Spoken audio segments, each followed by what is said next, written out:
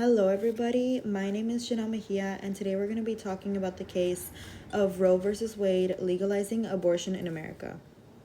So, starting off, what is abortion? Abortion is defined as a simple medical procedure to end a pregnancy. And according to the World Health Organization, around 73 million induced abortions take place worldwide each year. 61% of all of these abortions come from unintended pregnancies, and 29% of all pregnancies end in induced abortion. According to the National Library of Medicine, abortions have been around for hundreds of years. This is nothing new.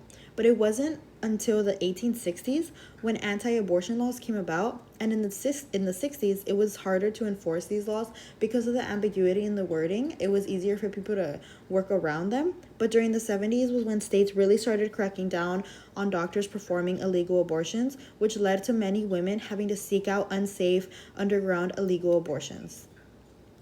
So who is Roe v. Wade? Roe stands for Jane Roe, which is an alias used for Norma McCorvey, the woman who originally sued the state of Texas for abortion rights. But the case was put together by two female lawyers in Texas. But ultimately, McCorvey was defended by a woman named Gloria Allred, which is seen in the blue on the left. And Wade comes from a man named Henry Wade, who was Dallas County's district attorney in 1969. So what is Roe v. Wade?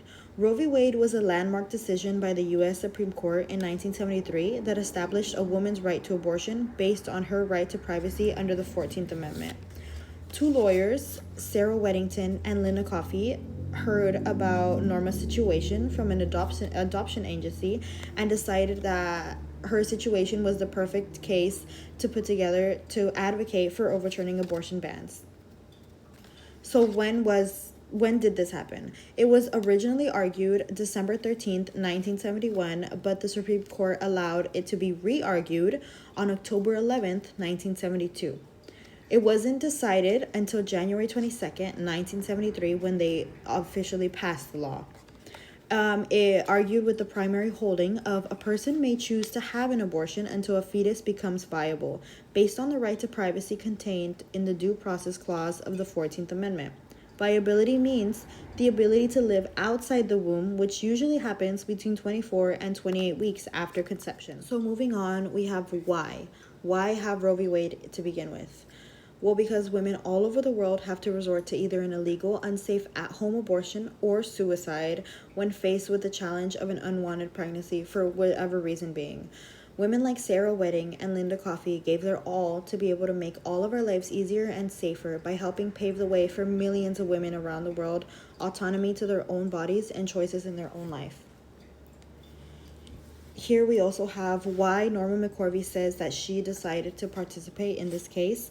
And she says that Sarah Weddington said, "It's really unfair and really inhumane, and it shouldn't have to happen to any woman, rich or poor, anywhere." That's why she said she and Linda and some other people who thought just like them were working hard to overturn the Texas law against abortion. Their weapon was a legal project, a lawsuit, to challenge the law in the courts. And lastly, I just wanted to leave you guys with the fact that if we have abortions or not, women are still going to get them. It's just a matter of, are we making them safe for them or not?